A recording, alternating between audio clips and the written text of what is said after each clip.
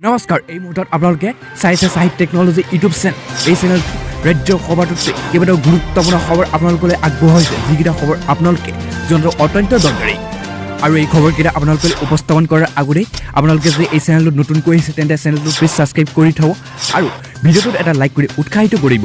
প্ৰথমটো এই মুহূৰ্তত এটা গুৰুত্বপূৰ্ণ ব্ৰেকিং নিউজ মুকলি হৈ আহিছে কিয়নো বৰ্তমান প্ৰথম পৰ্যায়ৰ নিৰ্বাচন ইতিমধ্যে সমাপ্ত হৈছে কিন্তু তাৰ লগতে দ্বিতীয় আৰু তৃতীয় পৰ্যায়ৰ নিৰ্বাচন তুংগত হৈ উঠিছে তাৰ লগতে কয় যে হিমন্ত বিশ্ব শৰ্মা অসমৰ মুখ্যমন্ত্ৰী হ'ব কোনো কাৰণতে নোৱাৰে হাগ্ৰামাৰ তীব্ৰ কটাক্ষ আৰু তাৰ লগতে কৈছে অসম বিধানসভা নিৰ্বাচনৰ প্ৰথম পৰ্যায়ৰ ভোট চলি থকাৰ সমান্তৰালকৈ তীব্ৰ গতিত চলি আছে দ্বিতীয় আৰু তৃতীয় পৰ্যায়ৰ নিৰ্বাচনী প্ৰচাৰ 57 নং ৰঙিয়া বিধানসভা সমষ্টিৰ মহাজোঁট সমৰ্থিত আৰু CPI আৰু পৰিপ্ৰেক্ষিতত প্ৰাৰ্থী ডক্টৰ ভগৱান দেৱ মিশ্ৰৰ সমৰ্থনত বিশাল নিৰ্বাচনী জনসমাৱেশ অনুষ্ঠিত হয় এই সভাত উপস্থিত থাকে BPFৰ প্ৰধান হাগ্ৰামা মহিলাৰী অসম প্ৰদেশ কংগ্ৰেছৰ কমিটিৰ মুখপাত্ৰ অপূৰ্ব ভট্টাচাৰ্য প্ৰাক্তন EM মহেশ্বৰ বসুমতাৰী গণেশ কাছাৰী BPFৰ কামৰূপ জিলাৰ সভাপতি ডক্টৰ মিলাল ডেকা সহ বহুকেইগৰাকী জ্যেষ্ঠ নেতা কেন্দ্ৰীয় কৈছে সভাত উপস্থিত থাকি হাগ্ৰামা মহিলাৰীয়ে বিজেপি চৰকাৰক চোকা সমালোচনা কৰাৰ লগতে মহাজোঁট বন্ধনে চৰকাৰ হোৱাটো খাটাং বুলি স্পষ্ট কৰিছে আনহাতে হিমন্ত বিশ্ব শৰ্মাই কেতিয়াও অসমৰ মুখ্যমন্ত্ৰী হ'ব নোৱাৰে বুলি হাগ্ৰামা মহিলাৰীক স্পষ্ট কৰি কয় আজি অনুষ্ঠিত প্ৰথম পৰ্যায়ৰ নিৰ্বাচনত 20খনতকৈ অধিক আসন লাভ কৰিব মহাজোঁট বন্ধনে লাভ কৰিব বুলি ইতিমধ্যে হাগ্ৰামা মহিলাৰী স্পষ্ট কৰিছে মুখ্যমন্ত্ৰী সৰ্বানন্দ সোণোৱালৰ গৃহ সমষ্টি মাজুলীত ট্ৰেক্টৰত উঠি পালিং অফিচাৰে পুলিং অফিচাৰ কেন্দ্ৰত যাব লগা হোৱাৰ বিষয়ক লৈ হাগ্ৰামা মহিলাই ক্ষুধাৰ সমালোচনা কৰে বিজেপি চৰকাৰক হিমন্ত বিশ্ব শৰ্মাই নিৰ্বাচনী প্ৰচাৰ সভাত কৰা নৃত্য 2 মে'ৰ পিছতহে সম্পূৰ্ণৰূপে শেষ হৈ যাব বুলি কটাক্ষ কৰিছে হাগ্ৰামা মহিলা ইয়াৰ পাছতো এই মুহূৰ্তত এটা গুৰুত্বপূৰ্ণ ভয়ংকৰ ব্ৰেকিং নিউজ এটা মুকলি হৈ আহিছে অসমৰ সেজৰ বাবে কিয়নো ৰাজ্যত বৰ্তমান নিৰ্বাচনী গৰম বতাহ কিয়নো লগতে কৈছে ৰকিবুল হুছেইনৰ বিৰুদ্ধে গোচৰ চামগুৰি থানাত এজাহাৰ দাখিল ৰকিবুলৰ বিৰুদ্ধে বিজেপি দলৰ আৰু ইয়াত প্ৰথমতেই কৈছে যে ৰকিবুল হুছেইনৰ বিৰুদ্ধে গোচৰ আৰু তাৰ পাছতে কৈছে যে চামগুৰি থানাত এজাহাৰ বিজেপি মিত্ৰজোঁটৰ প্ৰাৰ্থী অনিল শইকীয়াৰ কিয়নো এক বিস্ফোৰক অভিযোগ দাঙি ধৰি কৈছে যে ভোটগ্ৰহণ চলি থকাৰ মাজতে ৰকিবুল হুছেইনে প্ৰচাৰ চলোৱা অভিযোগ উত্থাপিত হৈছে কিয়নো অতি গুৰুত্বপূৰ্ণ কথাটোৱে কৈছে যে সামাজিক মাধ্যমত ভোট বিচাৰি নিৰ্বাচনী প্ৰচাৰ চলোৱা অভিযোগ উত্থাপিত হৈছে তাৰ লগতে কয় যে সমষ্টি হেৰুৱাৰ ভয়তে ৰকিবুলে প্ৰচাৰ চলোৱা অভিযোগ অনিল শইকীয়াৰ তেতিয়া সকলোৰে মাজত এটা প্ৰশ্ন উত্থাপিত হৈছে যে বিজেপি দলৰ এই এজাহাৰৰ পিছত ৰকিবুল হুছেইন গ্ৰেপ্তাৰ হ'ব পাছতো এই মুহূৰ্তত এটা গুৰুত্বপূৰ্ণ ভয়ংকৰ ব্ৰেকিং নিউজ মুকলি হৈছে অসমবাসীৰ এজৰ বাবে তেওঁলোকে কৈছে ডিব্ৰুগড় ভোটগ্ৰহণ কেন্দ্ৰৰ মাজতে কৰ্তব্যৰত চিকিৎসকে উলিয়ালে পিষ্টল তাৰপিছত উত্তপ্ত পৰিস্থিতিৰ সৃষ্টি হৈছে কিয়নো কৈছে প্ৰথম পৰ্যায়ৰ ভোটগ্ৰহণৰ মাজতে ডিব্ৰুগড়ত অঘটন সংঘটিত হৈছে লাহোৰৰ নিজ মৈদানীয় ভোটকেন্দ্ৰত ডক্টৰ মুনীন পাঠক নামৰ কৰ্তব্যৰত চিকিৎসকজনে পিষ্টল দেখুৱালে ভোটাৰক কোভিড প্ৰটকল নিয়ন্ত্ৰণ কৰিবলৈ গৈ লোহা উপ স্বাস্থ্য কেন্দ্ৰৰ ভাৰপ্ৰাপ্ত বিষয়াগৰাকী ৰাইজক দেখুৱালে পিষ্টল আৰু লগতে কৈছে এই ঘটনাৰ পিছতেই উত্তেজনাৰ সৃষ্টি হয় ভোটকেন্দ্ৰটোত উত্তেজিত ৰাইজে ঘেৰাও কৰি ধৰে চিকিৎসকগৰাকী ঘটনাস্থলীত আৰক্ষী উপস্থিত হৈ চিকিৎসকগৰাকী উদ্ধাৰ কৰিছে পিছত চিকিৎসকগৰাকী আৰক্ষীক গ্ৰেপ্তাৰ কৰি ডিব্ৰুগড় সদৰ থানালৈ লৈ আনিছে আৰক্ষী চিকিৎসকগৰাকীৰ হাতৰ পৰা এটা 3.2 পিষ্টল জব্দ কৰিছে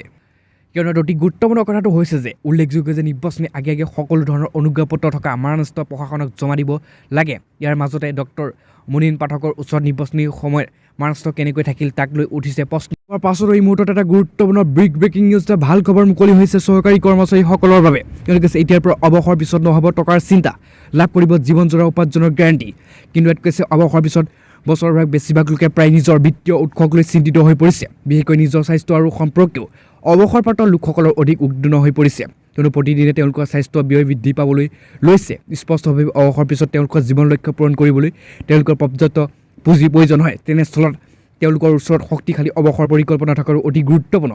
কিন্তু ইয়াত কৈছে যে যি পৰিকল্পনাই জীৱিত থকালৈকে তেওঁলোকৰ নিয়মীয়া উপাৰ্জনৰ গেৰাণ্টি দিয়ে যাতে তেওঁলোকৰ সহজে তেওঁলোকৰ জীৱন লক্ষ্য পূৰণ কৰিব পাৰে ঠিক সেইদৰে ইয়াত কৈছে একে সময়তে তেওঁলোকৰ অনুপস্থিতিত যাতে পৰিয়াল সুন্দৰকৈ পৰিচালনা কৰিব পাৰে তাৰ বাবে ব্যৱস্থা কৰা হৈছে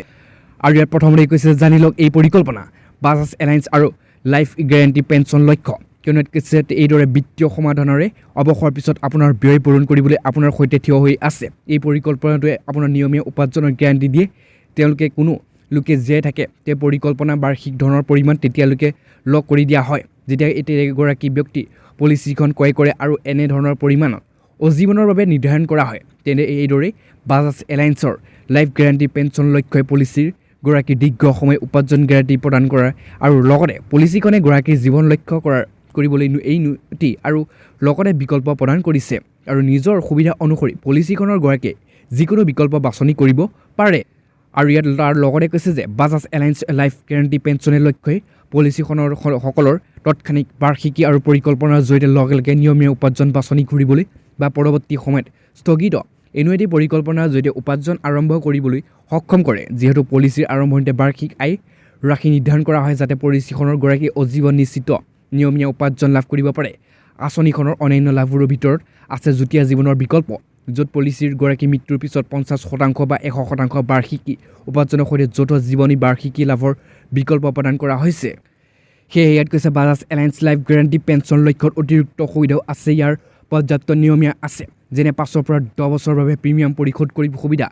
আঁচনি বাৰ্ষিক এনুইটি পৰিশোধ সংঘনাই সলনি কৰা আৰু তাৰ লগতে আনকি এটা প্ৰিমিয়ামৰ আঁচনি বিকল্প বাছনি কৰিব পাৰি আৰু এই বিশেষত্বটোৰ বাবে বাজাজ আৰু এলায়েন্সৰ লাইফ গেৰাণ্টি পেঞ্চন পৰিকল্পনা অৱসৰ পিছতো জীৱনৰ লক্ষ্য প্ৰাপ্ত কৰাৰ এক পচন্দৰ বাৰ্ষিক পৰিকল্পনা হৈ পৰিছে পাছতো এই মুহূৰ্তত এটা গুৰুত্বপূৰ্ণ ভয়ংকৰ বিগ ব্ৰেকিং নিউজ মুকলি হৈ আহিছে কিয়নো কৈছে ভয়ংকৰ মুখামুখি ৰেল দুৰ্ঘটনা 32 যাত্ৰীৰ ঠাইতে মৃত্যু 160ৰো অধিক আহত হৈছে কিয়নো কৈছে দুৰ্ঘটনা আৰু দুখন যাত্ৰীবাহী ৰেলৰ অতিকৈ ভয়ংকৰ মুখামুখি সংঘৰ্ষৰ সৃষ্টি হৈছে এই মুখামুখি সংঘৰ্ষৰ ফলত প্ৰাণ হেৰুৱাইছে 32 জন লোকে ঠাইতে আৰু ইয়াৰ বাহিৰে 160ৰো অধিক লোকে এই দুৰ্ঘটনাৰ ফলত আহত হৈছে আৰু এই ঘটনা কালি যোৱা সন্ধিয়াৰ ফলত দুৰ্ঘটনা সংঘটিত হৈছে দেশখনৰ ৰেল বিভাগে সদৰি কৰা মতে দুৰ্ঘটনাৰ সময়ত দুইখন ৰেলে গতি অতি তীব্ৰ আছিল যাৰ ফলত দুৰ্ঘটনা অতিকৈ ভয়ংকৰ ৰূপ প্ৰকট হৈ ওলাইছে স্বাস্থ্য অধিক বীৰ ফালৰ পৰা অহা লোকসকলক উদ্ধাৰৰ বাবে ঘটনাস্থলীত 34খন এম্বুলেন্স উপস্থিত হৈছে ঘটনাস্থলীৰ পৰা মৃতদেহ উদ্ধাৰ কৰাৰ লগতে আহত সকলোকো ততাতৈয়াকৈ উদ্ধাৰ কৰি হস্পিটেললৈ প্ৰেৰণ কৰা হৈছে তাৰ পাছত এই মুহূৰ্তত অতি গুৰুত্বপূৰ্ণ খবৰ এটা মুকলি হৈছে যিটো খবৰ আপোনালোকে জনাটো অত্যন্ত দৰকাৰী কিয়নো কৈছে যে ড্ৰাইভিং লাইচেন্স RC আদিৰ ভেলিডিটিক লৈ ডাঙৰ খবৰ এইসমূহ তাৰিখলৈকে বৈধ থাকিব এইসমূহ নথিপত্ৰ কিয়নো ইয়াত কৈছে কৰোনা ভাইৰাছৰ মহামাৰী প্ৰতি লক্ষ্য ৰাখি শুকুৰবাৰে মটৰ বাহন নথিপত্ৰ যেনে ড্ৰাইভিং লাইচেন্স আৰু পঞ্জীয়ন পত্ৰ তাৰ লগতে অনুমতি বৈধতা 30 জুন 2021লৈকে বৃদ্ধি কৰিছে কেন্দ্ৰীয় চৰকাৰে তাৰ লগতে কৈছে যে ৰাজ্যসমূহলৈ প্ৰেৰণ কৰা এক পৰামৰ্শ ফিটনেছ পাৰ্মিট আৰু ড্ৰাইভিং লাইচেন্স পঞ্জীয়নৰ আৰু অন্যান্য নথিপত্ৰৰ বৈধতা থকাৰ কথা উল্লেখ কৰিছে কেন্দ্ৰীয় পথ পৰিবহণ আৰু ঘাইপথ মন্ত্ৰালয়ে যিহেতু লকডাউনৰ বাবে 2020 আৰু 1 ফেব্ৰুৱাৰীত বৈধ সমাপ্ত কৰা নথিপত্ৰসমূহৰ সমাপ্তি কৰিব পৰা যোৱা নাছিল সেয়েহে চৰকাৰে গ্ৰহণ কৰাছে যে এই সিদ্ধান্ত আনহাতে নথিপত্ৰসমূহৰ বৈধতা 2021 31 মাৰ্চৰ ভিতৰত সমাপ্ত হ'ব এই নথিপত্ৰসমূহৰ 30 জুন 2021লৈকে সম্প্ৰসাৰণ কৰা হ'ব কিন্তু ইয়াত কৈছে যে পূৰ্বেও কেইবাবাৰো বৃদ্ধি কৰা হৈছে বৈধতাৰ সময়সীমা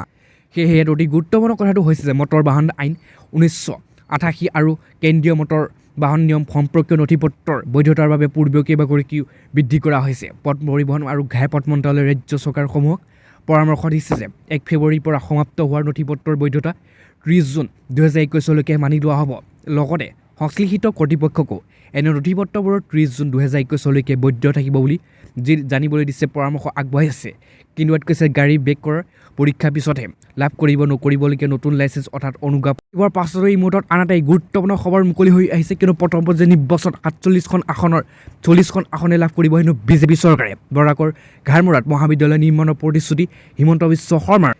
কিন্তু তাৰ লগতে কৈছে যে আজি ৰাজ্যত অনুষ্ঠিত হৈছিল প্ৰথম পৰ্যায়ৰ নিৰ্বাচন প্ৰথম পৰ্যায়ৰ ৰাজ্যত 47টা সমষ্টিৰ বাবে নিৰ্বাচন অনুষ্ঠিত হৈছে 47টা সমষ্টিৰ ভিতৰতে বিজেপি লাভ কৰিব 40খন আসন এই ঘোষণা নেতাৰ আইবাক মন্ত্ৰী ডক্টৰ হিমন্ত বিশ্ব শৰ্মাৰ আজি হাইলাকান্দি জিলাৰ কাটলাচিত সমষ্টিৰ বিজেপি প্ৰাৰ্থী সুব্ৰম কুমাৰ নাথৰ হৈ প্ৰচাৰ চলাবলৈ আহি সংবাদ মাধ্যমৰ মন্তব্য কৰিছে শৰ্মাই লগতে বৰাক উপত্যকাৰ বিজেপিয়ে নিৰ্বাচনৰ অনুসৰণ ফলাফল কৰিব বুলি মন্তব্য কৰিছে তেওঁ ইপিনে সভাত তেওঁ নিজৰ বক্তব্য হিমন্ত বিশ্ব শৰ্মাই বিজেপি নিৰ্বাচনী জয় হ'লেও 6 মাহৰ ভিতৰত কাটলাচিৰা সমষ্টিৰ ঘাৰমৰাত এখন মহাবিদ্যালয় দিয়াৰ প্ৰতিশ্ৰুতি গ্ৰহণ কৰিছে লগতে আগন্তুক দিনৰ ল'ৰাসকলক বাইক আৰু দিয়াৰ প্ৰতিশ্ৰুতি স্পষ্ট মন্তব্য কৰিছে হিমন্ত বিশ্ব শৰ্মাই